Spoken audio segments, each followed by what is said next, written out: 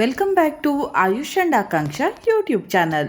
ಮೊದಲಿಗೆ ನಾನು ಇಲ್ಲಿ ನನ್ನ ಮಲ್ಲಿಗೆ ತೋಟವನ್ನು ತೋರಿಸ್ತಾ ಇದ್ದೇನೆ. ಈಗ ನನ್ನ ಮಲ್ಲಿಗೆ ತೋಟ ಯಾವ ರೀತಿಯಾಗಿದೆ ಅಂತ ನೋಡಿ. ಗಿಡಗಳಲ್ಲಿ ಹೂವಿನ ಸಂಖ್ಯೆ ತುಂಬಾ ಕಡಿಮೆ ಇದೆ. ಈಗ ನನ್ನ ಗಿಡಗಳಲ್ಲಿ ಕೇವಲ 2 ಸಾಲು 3 ಸಾಲಿನಷ್ಟು ಮಾತ್ರ ಹೂವು ಸಿಗ್ತಾ ಇದೆ. ತುಂಬ ಜನರು ನನ್ನ ಗಿಡದ ಎಲೆಗಳೆಲ್ಲ ಉದುರಿ ಹೋಗಿದೆ ಅಂತ ಹೇಳ್ತಾ ಇದ್ರು. ಹಾಗೆ ಇಲ್ಲಿ ನೀವು ನೋಡ್ತಾ ಇರಬಹುದು, ನನ್ನ ಗಿಡದ ಎಲೆಗಳು ಕೂಡ ಉದುರಿ ಹೋಗಿದೆ. ಹಾಗೆ ಹೊಸದಾಗಿ ಚಿಗುರು ಬರ್ತಾ ಇದೆ. ಇನ್ನು 10 ರಿಂದ 15 ದಿನದಲ್ಲಿ ನನ್ನ ಗಿಡಗಳು ಸರಿಯಾಗಬಹುದು ಅಂತ ಅಂದ್ಕೊಳ್ತೇನೆ. ಇದು ಏಪ್ರಿಲಲ್ಲಿ ಕಂಪ್ಲೀಟ್ ಆಗಿ ಟ್ರಿಮ್ ಮಾಡಿದಂತಹ ಗಿಡ. ಇದರಲ್ಲಿ ಅಷ್ಟೇನು ಎಲೆಗಳು ಉದುರಿ ಹೋಗಿಲ್ಲ.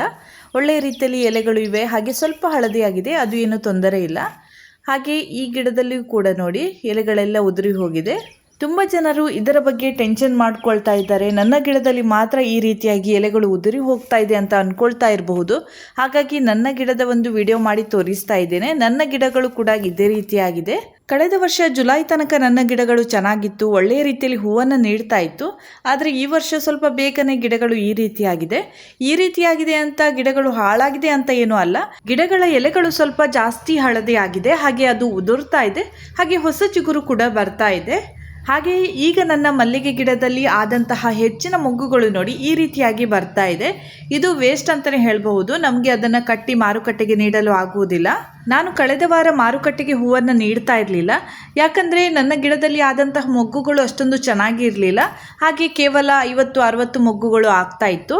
ಹಾಗೆ ಈ ವಾರದಲ್ಲಿ ಸ್ವಲ್ಪ ಜಾಸ್ತಿ ಆಗ್ತಾ ಇದೆ. ಇಲ್ಲಿ ನೀವು ನೋಡ್ತಾ ಇರಬಹುದು, ಚಿಗುರು ಕೂಡ ಹಾಳಾಗಿದೆ.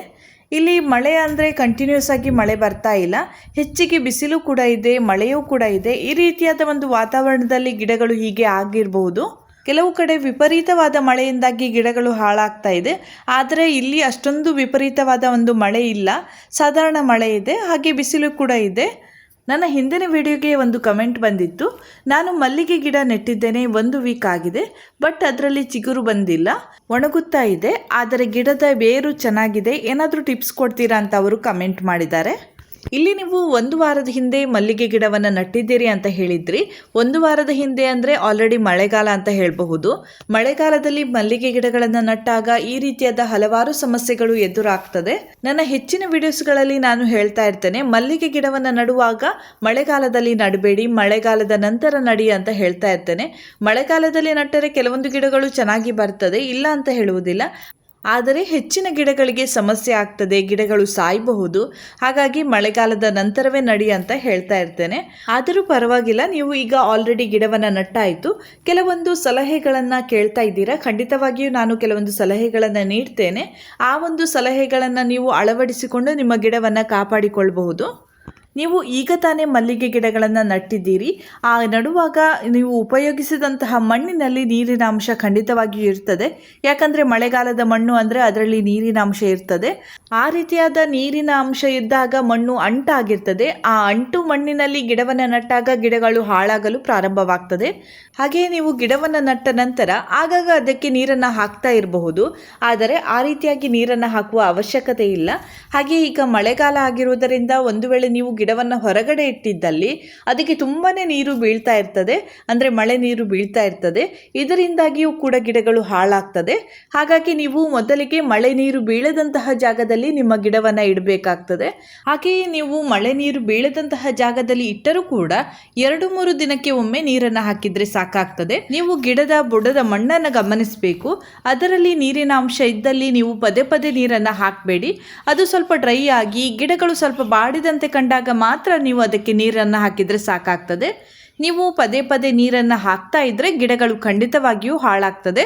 ಒಂದು ವೇಳೆ ನಿಮಗೆ ಗಿಡವನ್ನು ಮಳೆ ನೀರು ಬೀಳದಂತಹ ಜಾಗದಲ್ಲಿ ಇಡಲು ಸಾಧ್ಯವಿಲ್ಲ, ಸ್ಥಳಾವಕಾಶ ಇಲ್ಲ ಅಂತ ಇದ್ದಲ್ಲಿ ನಾನು ತೋರಿಸಿದಂತೆ ಈ ಕಪ್ಪು ಬಣ್ಣದ ಪ್ಲಾಸ್ಟಿಕ್ಕನ್ನು ಗಿಡದ ಬುಡಕ್ಕೆ ಹಾಕಿ ನೀರು ಬೀಳದಂತೆ ನೋಡಿಕೊಳ್ಬೇಕಾಗ್ತದೆ. ಹಾಗೆಯೇ ನೀವು ಮೇಲ್ಗಡೆಯಿಂದ ಗ್ರೀನ್ ನೆಟ್ ಏನಾದರೂ ಹಾಕಿ ಮಳೆ ನೀರು ಗಿಡಕ್ಕೆ ಬೀಳದಂತೆಯೂ ಕೂಡ ನೀವು ಗಿಡವನ್ನು ಕಾಪಾಡಿಕೊಳ್ಬಹುದು. ನೀವು ಮಳೆಗಾಲದಲ್ಲಿ ಗಿಡವನ್ನು ನಟ್ಟಿರುವುದರಿಂದ ಮಳೆಗಾಲ ಮುಗಿಯುವ ತನಕ ನೀವು ತುಂಬ ಜಾಗ್ರತೆಯಿಂದ ನೋಡಿಕೊಳ್ಬೇಕಾಗ್ತದೆ. ಮುಖ್ಯವಾಗಿ ನೀರು ಅದಕ್ಕೆ ಜಾಸ್ತಿ ಆಗದಂತೆ ನೋಡಿಕೊಳ್ಬೇಕು. ಸತತವಾಗಿ ಮಳೆ ನೀರು ಬೀಳ್ತಾ ಇದ್ದರೆ ಆ ಗಿಡಗಳು ಹಾಳಾಗ್ತದೆ. ಮುಂದೆ ನಿಮಗೆ ಅದನ್ನು ಬದುಕಿಸಿಕೊಳ್ಳುವುದು ತುಂಬಾ ಕಷ್ಟ ಆಗ್ತದೆ. ಹಾಗಾಗಿ ಈ ಕೂಡಲೇ ನೀವು ಆ ಗಿಡವನ್ನು ನೀರು ಬೀಳದಂತಹ ಜಾಗದಲ್ಲಿ ಇಡಬಹುದು. ಒಂದು ವೇಳೆ ನೀವು ನೀರು ಬೀಳದಂತಹ ಜಾಗದಲ್ಲಿ ಇಟ್ಟರೂ ಕೂಡ ಅದಕ್ಕೆ ನೀರನ್ನು ಹಾಕುವಾಗ ಸ್ವಲ್ಪ ಜಾಗ್ರತೆಯಿಂದ ನೀರನ್ನು ಹಾಕಿ. ಆಗ ಗಿಡಗಳಿಗೆ ಯಾವುದೇ ತೊಂದರೆ ಆಗುವುದಿಲ್ಲ. ಇಲ್ಲಿ ನೀವು ಕೇವಲ ನೀರಿನ ವ್ಯವಸ್ಥೆಯನ್ನು ಮಾತ್ರ ಮಾಡಿದರೆ ಸಾಕಾಗುವುದಿಲ್ಲ. 15 ದಿನಕ್ಕೊಮ್ಮೆ ಏನಾದರೂ ಒಂದು ಗೊಬ್ಬರವನ್ನು ಹಾಕಬೇಕು. ಅಂದರೆ ಮಳೆಗಾಲದಲ್ಲಿ ಗ್ರ್ಯಾನ್ಯುವಲ್ ರೀತಿಯಾದ ಅಂದರೆ ಕಾಳು ರೀತಿಯಾದ ಯಾವುದೇ ಒಂದು ಗೊಬ್ಬರವನ್ನು ನೀವು ಗಿಡಗಳಿಗೆ ಹಾಕಬಹುದು. ಅದು ಫರ್ಟಿಲೈಸರ್ ಶಾಪಲ್ಲಿ ಸಿಗ್ತದೆ. ಅದು ಚಿಕ್ಕ ಗಿಡದಿಂದಲೂ ಕೂಡ ನೀವು ಅದಕ್ಕೆ ಹಾಕಬಹುದು. ಅದೇ ಪ್ರಮಾಣವನ್ನು ಸ್ವಲ್ಪ ಕಡಿಮೆ ಮಾಡಿದರೆ ಆಯಿತು.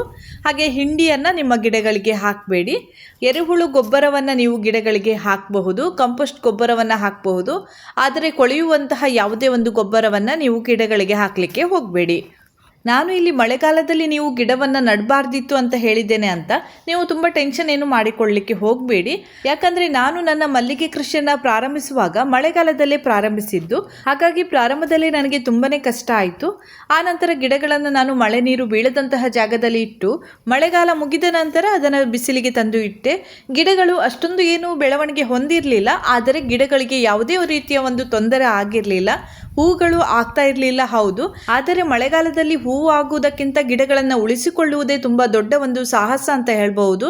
ಹಾಗಾಗಿ ಮಳೆಗಾಲದಲ್ಲಿ ಗಿಡಗಳನ್ನು ಉಳಿಸಿಕೊಳ್ಳುವಲ್ಲಿ ನಾವು ತುಂಬಾ ಗಮನ ಹರಿಸಬೇಕಾಗ್ತದೆ. ಹೂವು ಆಗ್ತದೋ ಇಲ್ವೋ ಅದು ಬೇರೆ ಪ್ರಶ್ನೆ. ಈಗ ಇಲ್ಲಿ ನೀವು ನನ್ನ ಗಿಡಗಳನ್ನು ನೋಡ್ತಾ ಇರಬಹುದು ಮಳೆಗಾಲದಲ್ಲಿ ಯಾವ ರೀತಿಯಾಗಿದೆ ಅಂತ. ನನ್ನ ಗಿಡಗಳು ಏಪ್ರಿಲಲ್ಲಿ ತುಂಬ ಚೆನ್ನಾಗಿ ಬೆಳೆದಿತ್ತು, ಹಸಿರಾಗಿತ್ತು. ನೋಡುವಾಗ ತುಂಬ ಖುಷಿ ಆಗ್ತಾ ಇತ್ತು. ಗಿಡದ ತುಂಬ ಮೊಗ್ಗುಗಳು ಇದ್ದವು. ಆದರೆ ಈಗ ನೋಡಿ ಅದೇ ಗಿಡಗಳು ಈ ರೀತಿಯಾಗಿದೆ. ಇದನ್ನು ನೋಡುವಾಗ ಸ್ವಲ್ಪ ಬೇಸರ ಆಗ್ತದೆ, ಆದರೆ ಮುಂದಿನ ದಿನಗಳಲ್ಲಿ ನನ್ನ ಗಿಡಗಳು ಸರಿ ಆಗ್ತದೆ ಅನ್ನುವಂತಹ ಭರವಸೆ ಇದೆ. ಹೀಗೆ ಹೆಚ್ಚಿನವರ ಮಲ್ಲಿಗೆ ಗಿಡಗಳು ಇದೇ ರೀತಿಯಾಗಿದೆ. ಇದಕ್ಕಾಗಿ ಯಾವುದೇ ರೀತಿಯ ಟೆನ್ಷನ್ ಮಾಡಿಕೊಳ್ಳುವ ಅಗತ್ಯವೇ ಇಲ್ಲ. ಮುಂದಿನ ದಿನಗಳಲ್ಲಿ ನಮ್ಮ ಗಿಡಗಳು ಮತ್ತೆ ಹಸಿರಾಗಿ ಬೆಳೀತದೆ, ಒಳ್ಳೆಯ ರೀತಿಯಲ್ಲಿ ರಿಸಲ್ಟನ್ನು ನೀಡ್ತದೆ. ನಾನು ಮೇ ತಿಂಗಳಲ್ಲಿ ಗಿಡಗಳಿಗೆ ಸರಿಯಾದ ರೀತಿಯಲ್ಲಿ ಆರೈಕೆ ಮಾಡದೇ ಇದ್ದ ಕಾರಣ ಗಿಡಗಳು ಹೀಗಾಗಿರಬಹುದು, ಅಥವಾ ಒಂದು ವಾತಾವರಣದ ಬದಲಾವಣೆಯಿಂದಲೂ ಕೂಡ ಈ ರೀತಿಯಾಗಿರಬಹುದು. ಈಗ ನಾನು ನನ್ನ ಗಿಡಗಳಿಗೆ ಸರಿಯಾದ ರೀತಿಯಲ್ಲಿ ಆರೈಕೆ ಮಾಡ್ತಾ ಇದ್ದೇನೆ. ಆದರೆ ನಾವು ಆರೈಕೆ ಮಾಡಿದ ಕೂಡಲೇ ಗಿಡಗಳು ಸರಿಯಾಗ್ತದೆ ಅಂತ ಇಲ್ಲ. ಅದಕ್ಕೆ ಸ್ವಲ್ಪ ಸಮಯ ಬೇಕಾಗ್ತದೆ. ನಾವು ತಾಳ್ಮೆಯಿಂದ ಕಾಯಬೇಕಾಗ್ತದೆ. ಗಿಡಗಳಲ್ಲಿ ಸ್ವಲ್ಪ ಚಿಗುರು ಬರ್ತಾ ಇದೆ, ಅದನ್ನು ನೋಡಿ ನಾವು ಖುಷಿ ಪಡಬೇಕು. ಗಿಡಗಳು ಮತ್ತೆ ಸರಿ ಆಗ್ತದೆ ಅನ್ನುವಂತಹ ಭರವಸೆಯಿಂದ ಇರಬೇಕು.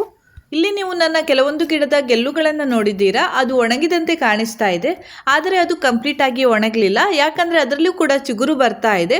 ಹಾಗಾಗಿ ಒಳಗಿನಿಂದ ಅದು ಚೆನ್ನಾಗಿ ಬೆಳೀತಾ ಇದೆ. ಒಣಗಿದಂತಹ ಗೆಲ್ಲುಗಳಾದಲ್ಲಿ ಅದರಲ್ಲಿ ಚಿಗುರು ಬರ್ತಾ ಇರಲಿಲ್ಲ. ಹಾಗಾಗಿ ನನ್ನ ಗಿಡಗಳಿಗೆ ಯಾವುದೇ ರೀತಿಯಾದ ದೊಡ್ಡದಾದ ಸಮಸ್ಯೆ ಇಲ್ಲ. ಅದು ಮುಂದೆ ಸರಿ ಆಗ್ತದೆ.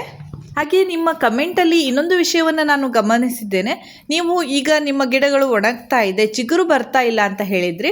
ಗಿಡವನ್ನು ಈಗ ತಾನೇ ನಟ್ಟಾಗ ಕೂಡಲೇ ಅದರಲ್ಲಿ ಚಿಗುರು ಬರುವುದಿಲ್ಲ. ಒಂದು 15ರಿಂದ 20 ದಿನ ಆದಮೇಲೆ ಗಿಡದಲ್ಲಿ ಚಿಗುರು ಬರ್ತದೆ. ಹಾಗೆ ನಾವು ಗಿಡವನ್ನು ನಟ್ಟ ತಕ್ಷಣ ಅದು ಮಣ್ಣಿನೊಂದಿಗೆ ಹೊಂದಿಕೊಂಡು ಗಿಡಗಳು ಕೂಡಲೇ ಬೆಳೆಯುತ್ತದೆ ಅಂತ ಹೇಳಲಿಕ್ಕೆ ಆಗುವುದಿಲ್ಲ. ಸ್ವಲ್ಪ ದಿನ ಬಾಡಿದಂತೆ ಆಗ್ತದೆ, ಎಲೆಗಳೆಲ್ಲ ಹಳದಿ ಆದಂತೆ ಆಗ್ತದೆ. ಮತ್ತೆ ಅದು ಮಣ್ಣಿನೊಂದಿಗೆ ಹೊಂದಿಕೊಂಡು ನಂತರ ಗಿಡಗಳಲ್ಲಿ ಚಿಗುರು ಬಂದು ಗಿಡಗಳು ಬೆಳೆಯಲು ಪ್ರಾರಂಭವಾಗ್ತದೆ. ಹೀಗೆ ನಾವು ಗಿಡವನ್ನು ನಟ್ಟ ತಕ್ಷಣ ಅದರಲ್ಲಿ ಚಿಗುರು ಬರಬೇಕು, ಗಿಡಗಳು ದೊಡ್ಡದಾಗಿ ಬೆಳಿಬೇಕು ಅಂದರೆ ಆಗುವುದಿಲ್ಲ. ಅದಕ್ಕೂ ಕೂಡ ಸ್ವಲ್ಪ ಸಮಯ ಬೇಕಾಗ್ತದೆ. ನಾವು ತಾಳ್ಮೆಯಿಂದ ಕಾಯಲೇಬೇಕಾಗ್ತದೆ. ನೀವು ಗಿಡವನ್ನು 1 ವಾರದ ಹಿಂದೆ ಅಷ್ಟೇ ನಟ್ಟಿದ್ದೀರಿ, ಹಾಗಾಗಿ ನಿಮ್ಮ ಗಿಡಕ್ಕೆ ಯಾವುದೇ ಒಂದು ತೊಂದರೆ ಆಗಿಲ್ಲದೆ ಇರಬಹುದು. ಅದು ಅಡ್ಜಸ್ಟ್ ಆಗಲು ಸ್ವಲ್ಪ ಸಮಯವನ್ನು ತೆಗೆದುಕೊಳ್ತಾ ಇರಬಹುದು. ನೀವು ಅಷ್ಟರೊಳಗೆ ನನ್ನ ಗಿಡಕ್ಕೆ ಏನೋ ಆಗಿದೆ ಅಂತ ಟೆನ್ಷನ್ ಮಾಡ್ಕೊಳ್ತಾ ಇದ್ದೀರಾ. ಆ ರೀತಿಯಾದ ಯಾವುದೇ ತೊಂದರೆ ಆಗುವುದಿಲ್ಲ. ಗಿಡಕ್ಕೆ ಹೆಚ್ಚಿನ ನೀರು ಬೀಳದಂತೆ ನೀವು ನೋಡಿಕೊಂಡರೆ ಆಯಿತು. ಹಾಗೆಯೇ 15 ದಿನಕ್ಕೊಮ್ಮೆ ಗೊಬ್ಬರ ಹಾಕುವುದನ್ನು ಮರಿಬೇಡಿ. ಹಾಗೆಯೇ ನೀವು ಗಿಡಕ್ಕೆ ನೀರು ಬೀಳದಂತೆ ನೋಡಿಕೊಂಡಾಗ ಮಣ್ಣು ಡ್ರೈ ಆದಾಗ ಸ್ವಲ್ಪ ನೀರು ಹಾಕಲೇಬೇಕಾಗ್ತದೆ. ನೀವು ನೀರನ್ನು ಹಾಕದೇ ಇದ್ದರೂ ಕೂಡ ಗಿಡಗಳು ಸಾಯಬಹುದು. ಹೀಗೆ ನೀವು ಮಳೆಗಾಲದಲ್ಲಿ ಮಲ್ಲಿಗೆ ಗಿಡಗಳನ್ನು ಸ್ವಲ್ಪ ಜಾಗೃತಿಯಿಂದ ನೋಡಿಕೊಂಡಾಗ ಮುಂದೆ ಗಿಡಗಳು ಚೆನ್ನಾಗಿ ಬೆಳೀತದೆ. ಇಲ್ಲಿಗೆ ಇಂದಿನ ಈ ವಿಡಿಯೋವನ್ನು ನಾನು ಮುಗಿಸ್ತಾ ಇದ್ದೇನೆ. ಮುಂದಿನ ವಿಡಿಯೋದೊಂದಿಗೆ ಮತ್ತೆ ಭೇಟಿ ಆಗ್ತೇನೆ. ನನ್ನ ಈ ವಿಡಿಯೋ ನಿಮಗೆ ಇಷ್ಟ ಆದರೆ ಲೈಕ್ ಮಾಡಿ, ಶೇರ್ ಮಾಡಿ, ಹಾಗೆಯೇ ಸಬ್ಸ್ಕ್ರೈಬ್ ಮಾಡೋದನ್ನು ಮರಿಬೇಡಿ.